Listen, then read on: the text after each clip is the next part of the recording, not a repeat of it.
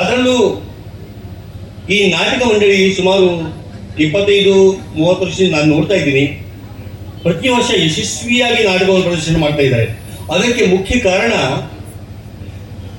ಇಲ್ಲಿನ ನಿರ್ದೇಶಕರು ಗಜಾನನ್ ನಾಯ್ಕ್ ಅಂತ ಹೊನ್ನಾವರದವರು, ಅವರ ಗರಡಿಯಲ್ಲಿ ಪಳಗಿದಂಥ ಕಲಾವಿದರಿವರು, ರೋಹಿದಾಸ್ ಗುನಿಗಿ ಅಂತ ಮಹಾನ್ ಕಲಾವಿದರ ಗರಡಿಯಲ್ಲಿ ಪಳಗಿದಂಥ ಕಲಾವಿದರಿವರು, ಇವತ್ತು ನಮ್ಮವರೇ ಆದಂಥ ಹಾಗೆ ನಮ್ಮವರೇ ಆದಂಥ ಹಿರಿಯ ಕಲಾವಿದರು ಒಬ್ಬರು ಅವರಿಗೆ ನಿರ್ದೇಶಕರಾಗಿ ಸಿಕ್ಕಿದ್ದಾರೆ.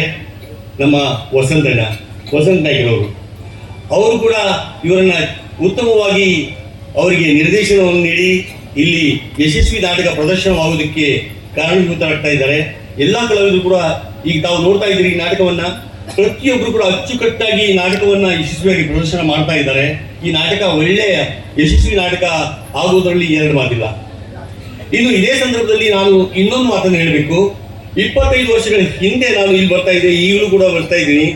ಆವತ್ತಿನ ಈ ದೇವತಿ ದೇವಸ್ಥಾನದ ಈ ವಾತಾವರಣಕ್ಕೂ ಇವತ್ತಿನ ವಾತಾವರಣಕ್ಕೂ ಅಜಗಜಾಂತರ ವ್ಯತ್ಯಾಸ. ಅವತ್ತೊಂದು ಸಣ್ಣ ದೇವಸ್ಥಾನ ಇತ್ತು, ಎದುರುಗಡೆ ಅಲ್ಲಿ ಸ್ಟೇಜ್ ಇತ್ತು, ಅಲ್ಲಿ ನಾಟಕ ಮಾಡ್ತಾ ಇದ್ರು. ಆದರೆ ಇವತ್ತು ಎಲ್ಲ ಚಿತ್ರಣವೇ ಬದಲಾಗಿಬಿಟ್ಟಿದೆ. ಒಂದು ಭವ್ಯವಾದ ದೇಗುಲ ನಿರ್ಮಾಣವಾಗಿದೆ, ಇಲ್ಲಿ ಒಂದು ದೊಡ್ಡ ರಂಗ ವೇದಿಕೆ, ಎದುರುಗಡೆ ಕೂತ್ಕೊಳ್ಳಿಕ್ಕೆ ಇಷ್ಟೊಂದು ಜಾಗ. ಇದೆಲ್ಲ ಬೆಳವಣಿಗೆಗೆ ಮೂಲ ಕಾರಣೀಭೂತರು ನಮ್ಮ ಸುಭಾಷ್ ಗುಂಗಿ ಅಂತ ಹೇಳಿದ್ರೆ ತಪ್ಪಾಗಲಿಕ್ಕಿಲ್ಲ. ಅವರು ಒಬ್ಬರೇ ಮಾಡಿದ್ರೆ ಅಂದ್ರೆ ತಪ್ಪಾಗಬಹುದೇನೋ, ಆದರೆ ಅವ್ರ ಜೊತೆಗೆ ತಾವೆಲ್ಲ ಇಲ್ಲಿಯ ಜನರು, ಗುಂಗಿ ಸಮಾಜದವರು ಎಲ್ಲ ಕೈ ಜೋಡಿಸಿ ಇಂಥ ಒಂದು ಅಭಿವೃದ್ಧಿಗೆ ಕಾರಣರಾಗಿದ್ದೀರಿ. ಆದರೂ ಕೂಡ ಒಂದು ಮುಂದಾಳತ್ವವನ್ನು ವಹಿಸುವುದು ಸಾಮಾನ್ಯ ಮಾತಲ್ಲ, ಎಲ್ರಿಗೂ ಆಗುವಂಥ ಕೆಲಸ ಅಲ್ಲ. ಸುಭಾಷ್ ಗುಂಗಿಯವರು ಮುಂದಾಳತ್ವವನ್ನು ವಹಿಸಿ ಇವತ್ತು ಈ ಭವ್ಯ ದೇಗುಲದ ನಿರ್ಮಾಣಕ್ಕೆ ಕಾರಣೀಭೂತರಾಗಿದ್ದಾರೆ. ಇಷ್ಟೆಲ್ಲ ಬದಲಾವಣೆಗೆ ಕಾರಣೀಭೂತರಾಗಿದ್ದಾರೆ. ಪ್ರತಿ ವರ್ಷ ಕೂಡ ಇಲ್ಲಿ ವಿಜೃಂಭಣೆಯಿಂದ ಕಾರ್ಯಕ್ರಮ ನೆರವೇರ್ತಾ ಇದೆ. ಈ ಸುಭಾಷ್ ಗುಂಗಿಯವರು ಬಗ್ಗೆ ಹೇಳಬೇಕಂದ್ರೆ ಹೋದ ವರ್ಷ ನಾನು ಇದೇ ವೇದಿಕೆ ಮೇಲೆ ಹೇಳಿದ್ದೀನಿ. ನಮ್ಮ ಗೀತಾಂಜಲಿ ಕಲಾವಿದರು ಕೂಡ ಅವರು ಸದಸ್ಯರಾಗಿ ನನಗೆ ಸಹಕಾರ ನೀಡ್ತಾ ಇದ್ದಾರೆ. ಹಾಗೆ ಇಲ್ಲೂ ಕೂಡ ಯಾರಿಗೂ ಇಲ್ಲ ಅಂದರೆ ತಮ್ಮ ಕೈಲಾದ ಕಾರ್ಯವನ್ನು ಮಾಡ್ತಾ ಇದ್ದಾರೆ, ಕೈಲಾದ ಸಹಾಯ ಸಹಕಾರ ನೀಡ್ತಾ ಇದ್ದಾರೆ. ತಾವೇ ಮುಂದಾಳತ್ವವನ್ನು ವಹಿಸಿ ಇಷ್ಟೆಲ್ಲ ಕಾರ್ಯಕ್ರಮವನ್ನು ಹಮ್ಮಿಕೊಳ್ತಾ ಇದ್ದಾರೆ. ಅವರ ಒಂದು ಮಾಡಿದಂಥ ಕಾರ್ಯಕ್ಕೆ ಇಲ್ಲಿನ ಕ್ರಿಕೆಟ್ ಟೀಮ್ನವರು, ಶ್ರೀ ದೇವಿ ಕ್ರಿಕೆಟ್ ಟೀಮ್ನವರು ಅವರಿಗೆ ಒಂದು ಪುಟ್ಟ ಕಾಣಿಕೆಯನ್ನು ನೀಡ್ತಾ ಇದ್ದಾರೆ. ದಯವಿಟ್ಟು ಸುಭಾಷ್ ಗುಂಗಿ ಅವರು ವೇದಿಕೆ ಮೇಲೆ ಬಂದು ಆ ಕಾಣಿಕೆಯನ್ನು ಸ್ವೀಕರಿಸಬೇಕೆಂದು ಕೇಳ್ಕೊಳ್ತಾ ಇದ್ದಾರೆ.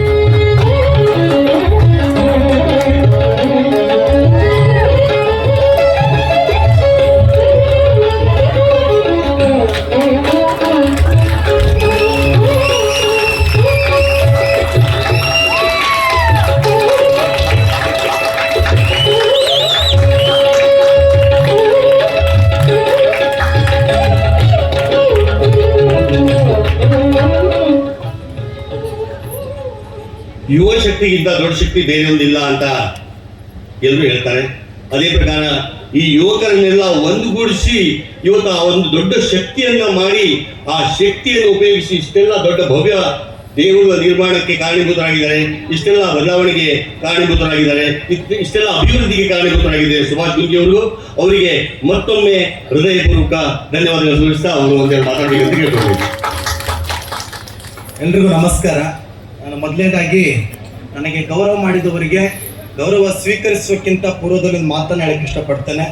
ನಾನು ನನ್ನ ಸಮಾಜದ ಯಾವುದೇ ಯುವಕರಲ್ಲಿ ವ್ಯಸನಿಗಳಾಗೋದನ್ನು ಇಷ್ಟಪಡೋದಿಲ್ಲ. ನನ್ನ ಸಮಾಜದ ಯುವಕರು ಯಾವತ್ತೂ ದಾರಿ ತಪ್ಪಬಾರ್ದು. ಯಾಕೆಂದರೆ ಮನುಷ್ಯ ದಾರಿ ತಪ್ಪಿದ ಮೇಲೆ ಮತ್ತು ಪುನಃ ಒಂದು ಒಳ್ಳೆಯ ದಾರಿಗೆ ಬರೋದು ಭಾಳ ಕಷ್ಟ. ನಾವೆಲ್ಲ ಒಂದು ಕಡೆಗೆ ಎಲ್ಲೋ ದಾರಿ ತಪ್ಪಿ ಹೋಗ್ತಾ ಇದ್ದ ಸಂದರ್ಭದಲ್ಲಿ ಭಗವಂತನ ಕೃಪೆಯಿಂದ ಇವತ್ತು ಇಷ್ಟೆಲ್ಲ ಗೌರವಕ್ಕೆ ಪಾತ್ರರಾಗ್ತಾ ಇದ್ದೀವಿ. ನನಗೆ ನಮ್ಮ ಸಮಾಜದ ಯಾವುದೇ ಯುವಕ ವ್ಯಸನ ಬಾಧೆಯಿಂದ ಮುಕ್ತನಾಗಿದ್ದರೆ ಅದು ನನಗೆ ಸತ್ಕಾರ ಮಾಡಿದ್ದಕ್ಕೂ ಸಾರ್ಥಕ. ಒಬ್ಬ ಹುಟ್ಟಿದ ಮನುಷ್ಯ ಸಾಯೋದು ಸಹಜ. ಅಶ್ವಥ್ ಅವರ ಹಾಡು ಬಹಳ ಅದ್ಭುತ. ಒಳಿತು ಮಾಡು ಮನುಜ ಇರೋದು 3 ದಿವಸ, ಉಸಿರು ನಿಂತ ಮೇಲೆ ನಿನ್ನ ಹೆಸರು ಹೇಳುತ್ತಾರೆ, ಚಟ್ಟ ಕಟ್ಟುತ್ತಾರೆ ಅಂತ. ತಪ್ಪು ಮಾಡೋದು ಸಹಜ, ತಪ್ಪು ಮಾಡಿದ ಮನುಷ್ಯ ತಿದ್ದಿ ನಡಿಬೇಕು. ಹಾಗಾಗಿ ನನ್ನ ಎಲ್ಲ ಸಮಾಜದ ಯುವಕರಲ್ಲಿ ಬಂದಂಥ ಎಲ್ಲ ಯುವಕರಲ್ಲಿ ಹೇಳ್ತೇನೆ, ನಾವು ಯಾವುದೇ ವ್ಯಸನಕ್ಕೆ ತುತ್ತಾಗಬಾರ್ದು. ವ್ಯಸನದಿಂದ ನಾವು ಅಡ್ಡದಾರಿಗೋ ಅಥವಾ ಅಡ್ಡ ಕೆಲಸಕ್ಕೋ ಕೈ ಹಾಕ್ತೀವಿ. ಭಗವಂತ ಎಲ್ಲಿದ್ದಾನಂತ ಕೇಳಿದ್ರೆ ನಾವು ಹಿರಣ್ಯಾಕ್ಷನ ಗುಣಗಳನ್ನ ಬೆಳೆಸ್ಕೊಳ್ತೀವಿ. ಭಗವಂತ ಕಣಕಣದಲ್ಲೂ ಇದ್ದಾನಂದ್ರೆ ಪ್ರಹ್ಲಾದನ ಗುಣಗಳನ್ನ ಬೆಳೆಸ್ಕೊಳ್ತೀವಿ. ನಾನು ಮಕ್ಕಳಲ್ಲಿ ಯುವಕರಲ್ಲಿ ಪ್ರಹ್ಲಾದನಾಗಿ ಕಾಣೋದನ್ನು ಬಯಸ್ತೇನೆ ಹೊರತು ಹಿರಣ್ಯಾಕ್ಷನ ಗುಣಗಳನ್ನ ಬಯಸೋದಿಲ್ಲ. ಹಾಗಾಗಿ ತಪ್ಪು ಮಾಡಿದಂತ ಯಾರೇ ಇದ್ರೂ ಕೂಡ ಅವರು ತಿದ್ದಿ ಮನುಷ್ಯತ್ವದಲ್ಲಿ ಗೌರವನ ಸಂಪಾದಿಸುವಂತ ಕೆಲಸ ಮಾಡಬೇಕು. ಭಗವಂತನ ಸೇವೆ ಮಾಡೋದ್ರಿಂದ ನಾವು ಮಾಡುವ ತಪ್ಪುಗಳು ಕೂಡ ಭಗವಂತ ದೂರ ಮಾಡ್ತಾನೆ. ಹಾಗಾಗಿ ಮನುಷ್ಯನ ಜೀವನ ಅತ್ಯಂತ ಪುಣ್ಯವಾದ ಜೀವನ. ನಾವೆಷ್ಟು ಭಗವಂತನ ಸೇವೆಯನ್ನು ಮಾಡ್ತೇವೋ, ಎಷ್ಟು ಭಗವಂತನ ಧ್ಯಾನವನ್ನು ಮಾಡ್ತೇವೋ, ಆ ಭಗವಂತ ನಮ್ಮ ಜೀವನಕ್ಕೆ ಒಂದು ರೂಪವನ್ನು ಕೊಡ್ತಾನೆ. ಹಾಗಾಗಿ ಬಂದಂತ ಎಲ್ಲರಲ್ಲಿ ಹೇಳ್ತೇನೆ, ನಿಮ್ಮ ಜೀವನದ ಯಾವುದೇ ಸಮಯ ಇದ್ರೂ ಕೂಡ ಆ ಭಗವಂತನ ನೆನೆಸೋದನ್ನ ಮರೆಯಬೇಡಿ. ಭಗವಂತ ಎಷ್ಟೇ ಕಷ್ಟ ಬಂದರೂ ಆ ಕಷ್ಟಕ್ಕೆ ಒಂದು ಪರಿಹಾರ ಕೊಡ್ತಾನೆ.